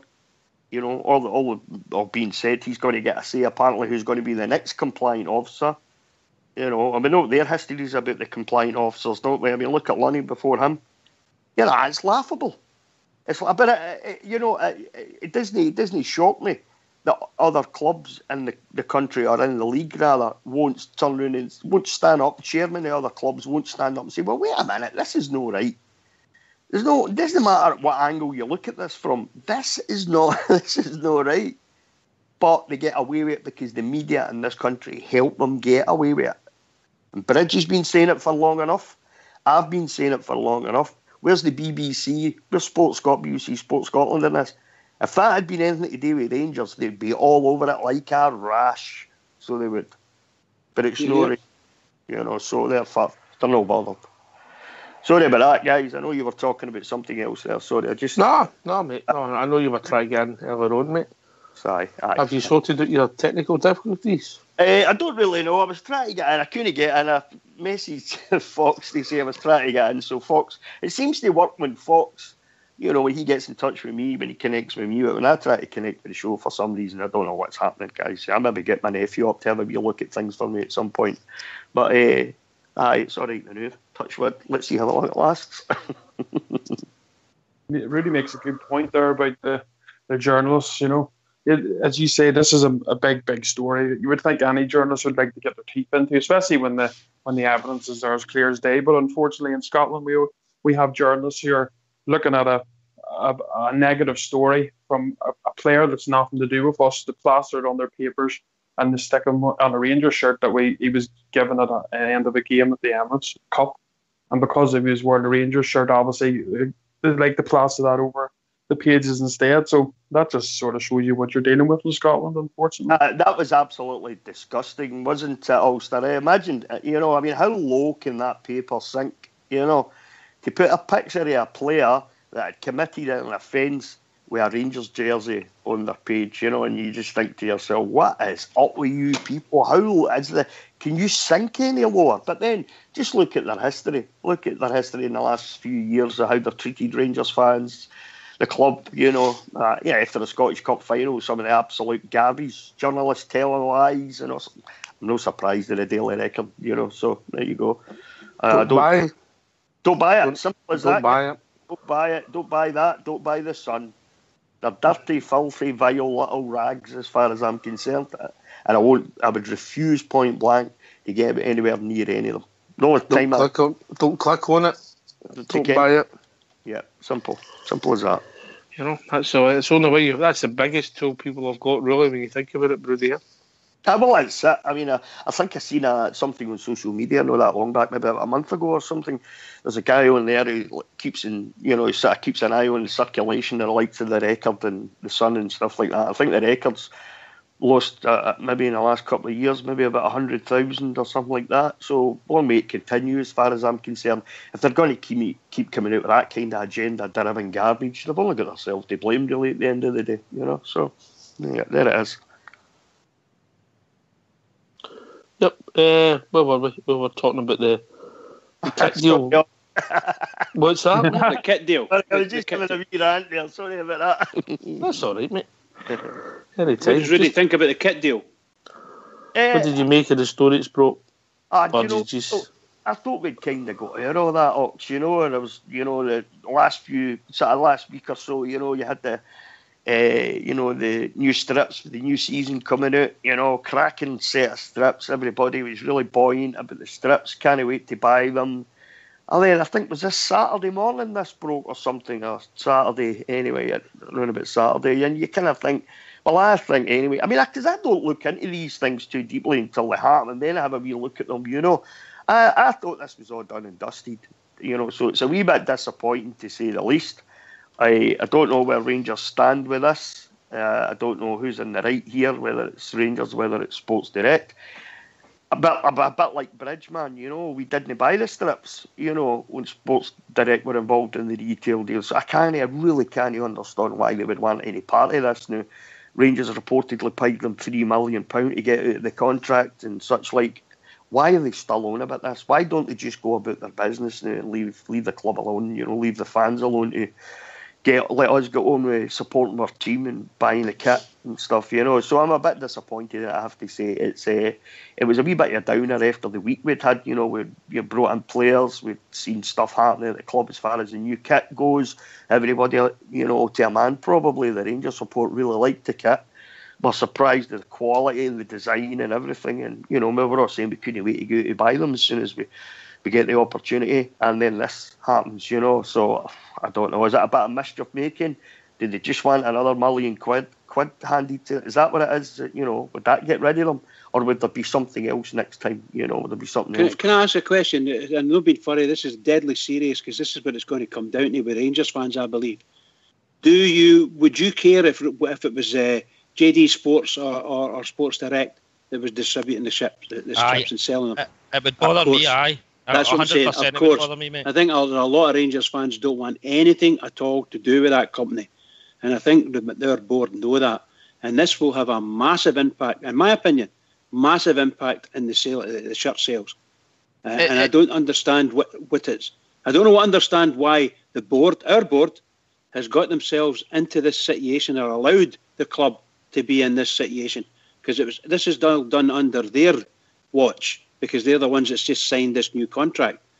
So they've bought themselves out of an old contract, but they've agreed to another contract or agreed to something to supply information to Sports Direct. Well, and that's been taken up in court, and they've now got this injunction against us, and that shouldn't have been allowed. Somewhere along the line, it sounds as if we made a wee mistake, or someone's made a wee mistake, and we've not been into the nitty-gritty or the detail properly. At the end of the day, mate, I don't see it as being your mistake. The way I look at it, right, and the way I looked at it at the time when all this first came out, that if Sports Direct had been getting the assurances, you can bid up to say exactly what JD have bid, but at the end of the day, it is Rangers' decision who gets a contract. There was no contract with Sports Direct, and at the end of the day, for me personally, I don't think I know many Rangers fans out there who would want to go near Sports Direct. They would not. The problem is it depends what's in the contract, mate. There's obviously been a partner ways contract with Sports Direct. Yeah. But do you know how they went back to court? If you'd have paid $3 million to get out of a contract, that would have been looked at as well. Surely they should have looked at that too, and made sure that everything was completely finalised. Once this $3 million was once this $3 million was paid, a date would be set, and and for that day onwards, Sports Direct would have absolutely no say in what goes on. For this to crop up now, after the good week that we had last week, it's a bit of a kick in the, Henry Halls. It's a bit of a kick in the Henry's eye. So is this? And once we get through this, regardless of what happens, is there going to be something else that will crop up? I think I'm a wee bit like Bridgeman. I think somebody's made a bit of a mistake here. I don't think that contract, the contract, the $3 million that they paid to get out with, I don't think their agreement has been as watertight, possibly, as what maybe Rangers. Yeah. Remember a while ago, guys, Larky used to say, what Rangers need to do is get themselves a top lawyer. Yeah, a top lawyer. And that top lawyer would have been covered. He would have had people to come in and look at these sports contracts, because there's something to do with this contract. Somehow or other, this is going to turn into, or has turned into, whichever the case may be, another one of these erroneous contracts that you can now imagine. I can imagine how Charles Green signed these contracts with Sports Direct, or that contract with Sports Direct, and he didn't even know what was in it. And that's what's happened here. Our people don't appear to know what's in this contract. No, That's what it appears come on, we've got to be fair, honestly, there's not even been a response, an official response yet, so we don't know that. David. No, I'm trying to say to you that there has been a response because the judge has given them a stay. Rangers have to provide more information. Aye, Rangers have given them whatever information they believe that they've signed up for. But when you look into the legal aspect of it, there's a whole load of stuff underneath, like subcontracts, you know. I mean, I don't know what it is, size of shoes or whatever it be, you know. It's all this nonsense I think is going on inside it. So at the top level, yes, Rangers are providing them with this and that and the next thing, and I don't know, I can't go into it because I don't know. And hopefully it's nothing to do with it, that it's not going to end up us having to go with Sports Direct. I hope there's no illegal point in there that says Rangers need to keep Sports Direct. Please don't let it happen. Please. I mean, you know my views on Sports Direct, mate, but yeah, it wouldn't surprise me what I'm reading when I'm only reading it the same as everybody else, some of the information. It looks as if they've got the opportunity to match any offer. Yeah, but are we legally bound? That's the $1 million question. Yeah, of course. I hope that's not. On you go, Ulster. I think the problem for the problem at the time was that the deal was so great for Sports Direct and so bad for Rangers. I think it was something that we had to do at the time, unfortunately, because Sports Direct were in no position. They didn't have to sign that contract, so unfortunately, they get out of that. The £3 million we've obviously paid means going forward, even if we are with Sports Direct, I'm not saying I want to go with them, it means that they haven't got that noose around their neck anymore, where we get about, I don't know, a couple of pence in the pound. That's something that they can't do to us no longer. And I think if the club had to at the time sign this agreement to, you know, let Sports Direct match whatever the new deal was, or the new distributor of the kit, should I say, I think that's something we probably had to take at the time, because unfortunately Sports Direct had that contract signed, and it was such a tight contract for so many years. I think it was like 6 or 7 years to run. It's something the club unfortunately probably had to do. But I think the biggest issue for us as a support is it's nothing to do with Rangers. It's to do with Dave King and Mike Ashley, and it's two men with a lot of money that don't really like each other, and unfortunately we're the ones that are suffering and getting caught the crossbar. Anyway, I hope that our lawyer, the lawyers that we've got representing us, they've done well for us up to now, and let's hope that they can take this case and win it. And even I believe even if Sports Direct don't win their case, or we don't win our case, and we just say don't want Sports Direct, that's why I think the judge has put £1 million ceiling on damages. So they're sitting there waiting, and they can get £1 million off us in damages if we refuse to take end to do them. I believe, right? I've been wrong before, so that I think that's probably going to happen. We're maybe have to forced to walk away for this and say we're not dealing with Sports Direct, and that's it. And then they'll get £1 million off us. Well, sorry to say. It might be if that's the case, and we can get cut ties with them going into the future, it might be the best £1 million we've ever spent. Oh, absolutely, 100% agree. But I think, legally speaking, Rangers haven't done anything wrong. We're all here. We're no daft. We went through all the crap with them, and nobody wanted to buy off Sports Direct. And Rangers were badly done by with Sports Direct. Badly done by. So why on earth would we want to take a contract out with them again? We may be forced to. It depends what's in the contract. Of course. All anyway, I'm saying we're all is speculating without seeing it, but let's hope absolutely, that it can be resolved. I hope so, yes. Ox, can I just come in there for 2 seconds, mate? Wait a minute, I've got a scoop, mate. I've got a scoop. Oh, scoop. Well, it's a bit Rudy. No. I'll let Ibrox announce, but the two new players are arriving, and that's it. All sorted. Everything's moving on, Ibrox. Yeah, give us their names. Just had it there for Chris Jack as well. It is Umar Sadiq. I've been sitting on it. I know, mate. I know. I didn't want to interrupt. Umar Sadiq, the FC Roma striker, the 6'4", ex-Nigerian under-23 striker, and Lassana Koulibaly from Angers in France as well have clinched. They'll be our 8th and 9th summer signings, so that's them on board, and they are registered for the Europa League qualifiers now. There you go, Bridge. That's wonderful news. I mean, after the way we've been discussing for the last 10 minutes, been very negative, I must admit. But that's absolutely fabulous news if it's true. Obviously, did you say that boy Jack, Chris Jack? Aye, it's official. Wait a minute, I've had it for an official source, mate. I don't put stuff up. No, all I'm saying is, you know that. I believe that boy. And Fox. I believe that boy Chris Jack's quite good with the Rangers. He is, mate. He is. So positive, big physicality to my team, Rudy. Just what we've been looking for. Aye, certainly. I mean, I was impressed with the two centre backs, and I know we could say, look, it's only Barry, you know. But the same people who are saying it was only Barry are the same people who would say, you know, what was that all about? Had we a struggle to beat them, you know? The centre backs for me, absolutely, they just walked through that game for me. Certainly, they'll come up against stiffer opposition in the coming weeks, and we'll find out a bit more about them. But the boy Goldson certainly looks like a leader for me. I watched him during the game, constantly talking to people, talking to his defence. Flanagan, we finally got a fullback that looks like he knows how to defend. And the boy Katic, for me, same, strolled through the game. So these two additions, another two big units, by the sounds of things. I've looked them up on YouTube. Don't know a hell of a lot about the boys. But, what did you Google? Big black men? On your favourites, minute. That's maybe your hobby. Maybe on your favourites, Rudy. So I looked them up, the boys, because I don't know a hell of a lot about them, you know. But they're big strapping guys, you know, which is something that we missed last season. Certainly up front, you know. Alfredo. Options at centre forward. Somebody else coming in the midfield. Yep. Maybe one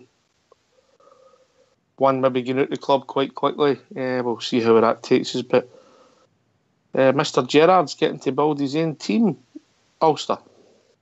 Yep, this is it. This is him. I think it's a key time we're obviously already sort of, you know, going through, and obviously with Mark Allen, he's agreed with him, like the Arfield deal and with McGregor. But I think we're starting to see now Gerrard's own sort of players he wants to come in, and it'll be different for us. I think last season we were sort of stuck with, you know, going one up front all the time. You know, all of our strikers were pretty small in stature. Now we have a different option with this big 6'4" striker. So it'll be another string to our bow in the attacking sense. Maybe be a wee bit more now when it comes to corners and stuff. It'll hopefully be a bit more dangerous for us. But with his nickname, I heard his nickname's the Fluke. So how could you not like a guy like that? He's already a winner for me. Very good. He's over 6 feet.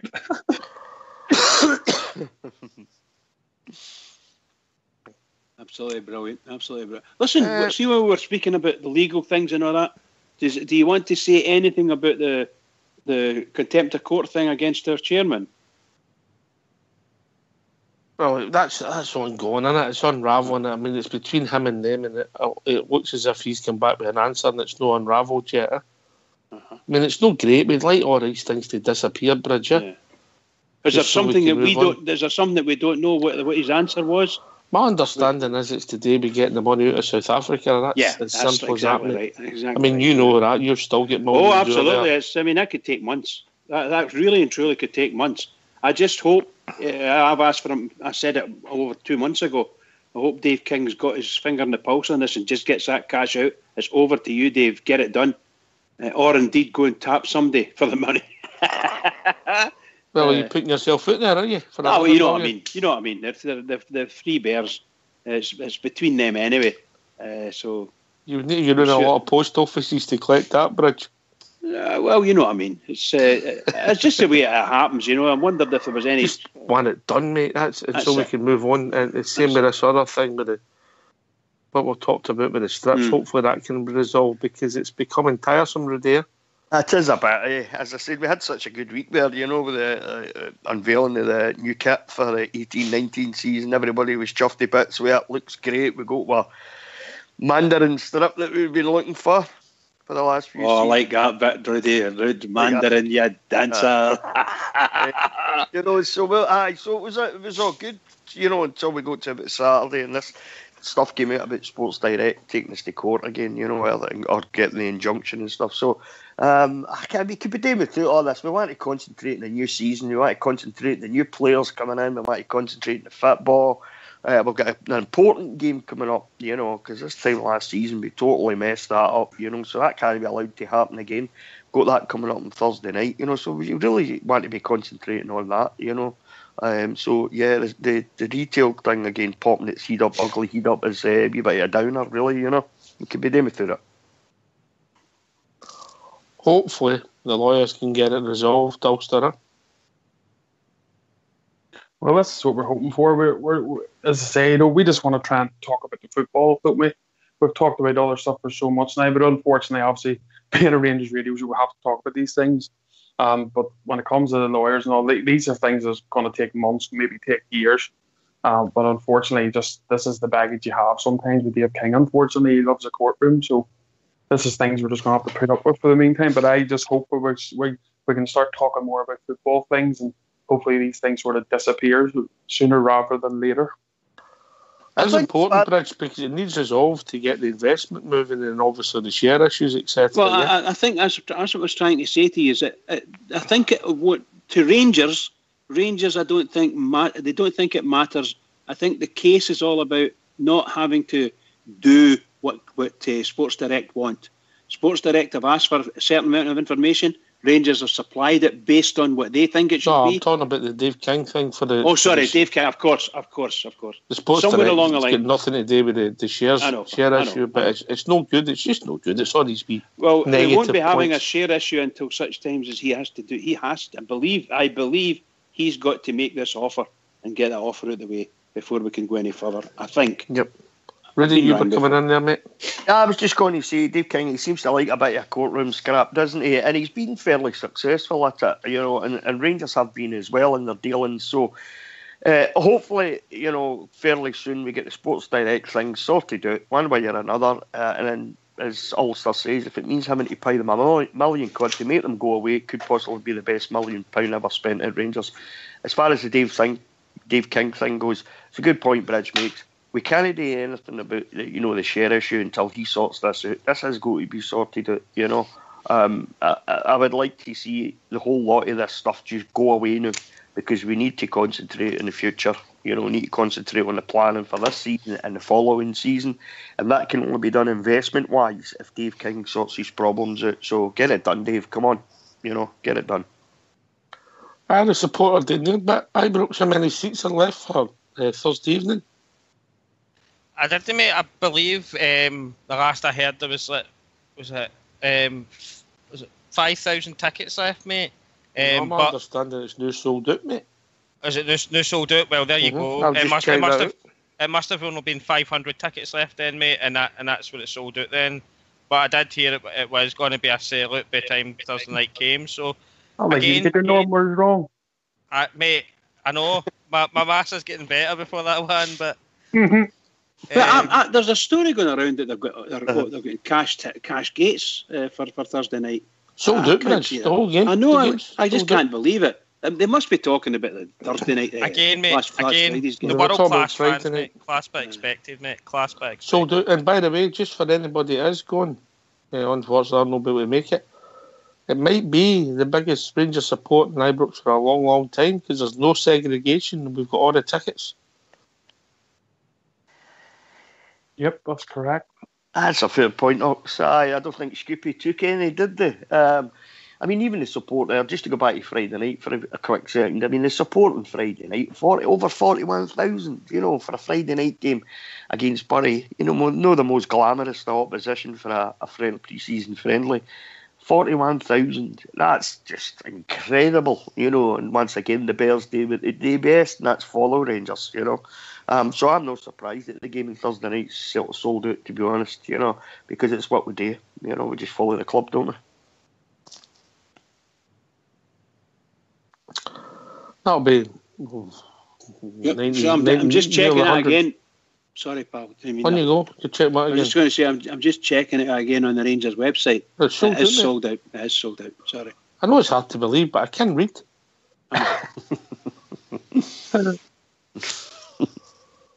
And just to let you know, it's in red, isn't it? Sold Absolutely, yeah, sold out. out. See, I'm complimenting you there for your information. So well done.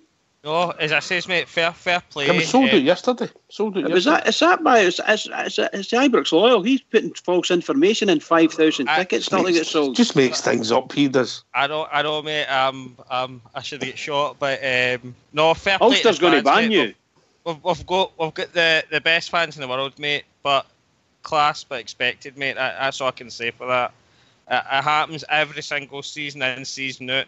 The fans show up again, as they do for every single match, mate. And it'll be world class to see, mate. Because I believe it is the first ever Europa League first qualifying round, first leg match ever to be shown live on a major TV network as well. So it's unbelievable. Apparently, the academic across the road, there's no TV tomorrow. And we're on BT. Exactly. Unbelievable. Just unbelievable. It just makes you laugh. The whole thing just makes you laugh. What does that tell you, Rudy? Tells you it's all about the Rangers, mate. That's what it tells you. Nobody's bothered about their double trebles or anything like that, or what they've got to say. Nobody cares, and a big, huge part of that for me is taking the chance and bringing a manager in, a young up-and-coming manager. His first big job, world superstar when he played football, He's come to the Glasgow Rangers, come to the famous, and everybody wants to see it. Nobody's interested in him. Long may it continue forever in where shadow walks. You know what I mean? Yep. If it's going to go that way, Rudy, you might be absolutely right, because obviously we've got to win on Thursday, and if we win well on Thursday, we don't need to worry too much about the following week, shall we say?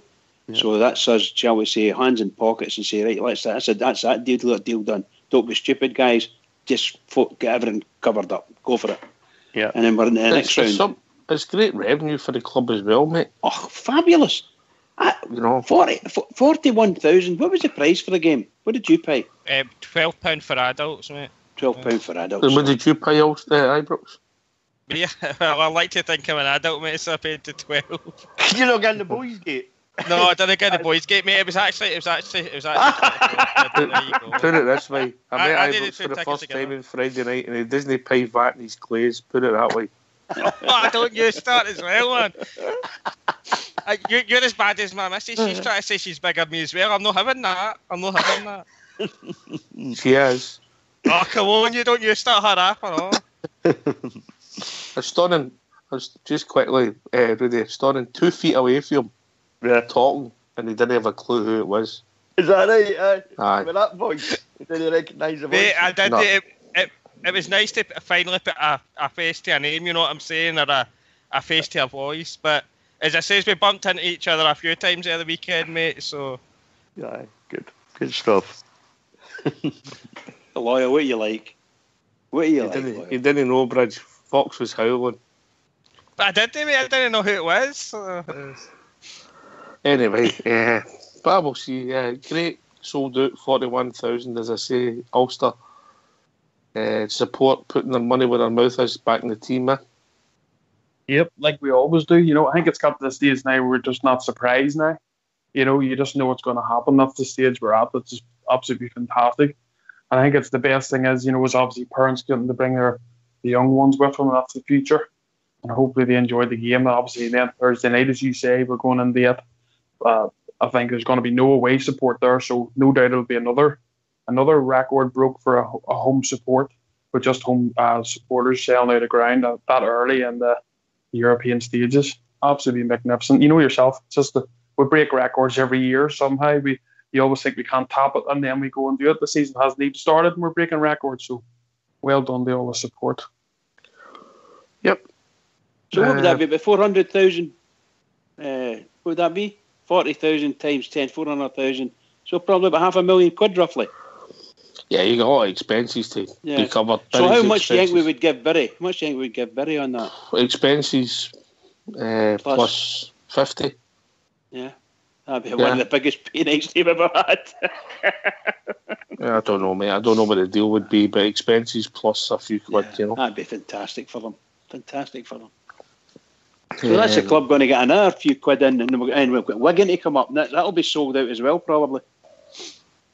Potentially. Yeah. But people are just, we'll see where we go. I think that's the Wigan game, Ox. Is that? I think that's after the second leg of the UEFA Cup, isn't it? There's another round to go before we play Wigan, I think. Oh, is that right? Well, I was just going to say, I think. Anyway, gentlemen, I need to cut you in your prime, Rudy. I know what's happened to you before, mate. Oh, poor Rudy. Bridgeman. What can I say? It's another great night tonight. Tricky subject sometimes, but invariably it's all about the Rangers and the way we played. I'm very happy, Brisbane. To all the Rangers fans all over the world, and particularly the Rangers fans on here on Rangers Radio, every single one of us, keep it going for the Rangers because we need it. Just keep it going. Can I first and foremost thanks Fox and Old School Blue who've been working behind the scenes with the technical issues we've had. Ibrox Loyal, Bridge, Rudy Bear and Ulster for taking the time to join the show. This has been Rangers Radio. We'll be back tomorrow night between 9 and 11 talking about all things Rangers. Take it away, Fox.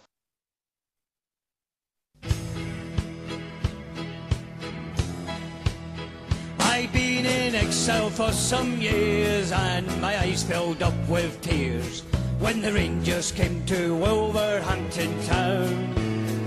So I took a trip along just to hear some famous songs when the Rangers came to Wolverhampton town. I stood there all alone while the boys all down from home sang of Rangers, that team of great renown. And a sight I'd never seen when they sang God Save the Queen, when the Rangers came to Wolverhampton town. There's not a team like the Glasgow Rangers, one of the famous songs they sung. And a sight I'd never seen when they sang God Save the Queen, when the Rangers came to Wolverhampton town. Now on the field below, the boys put on a show, the likes they'd never seen at Molyneux. And it's football, it was grand, from Macmillan, Scott and Brand, when the Rangers came to Wolverhampton town. There's not a team like the Glasgow Rangers, one of the famous songs they sung. And a sight I'd never seen when they sang God Save the Queen, when the Rangers came to Wolverhampton town. Now the league flag must come nearer with men like Bobby Shearer, the way he played at Wolverhampton town. And the world forever after would sing of Jimmy Baxter, for on his head they placed that noble crown. There's not a team like the Glasgow Rangers, one of the famous songs they sung. And a sight I'd never seen when they sang God Save the Queen, when the Rangers came to Wolverhampton town. Now I knew it had to happen, I heard a mighty roar, the famous Glasgow Rangers they had scored. And the sky was white and blue, Wolverhampton shook right through, the loyal rampant Rangers had come through. There's not a team like the Glasgow Rangers, one of the famous songs they sung.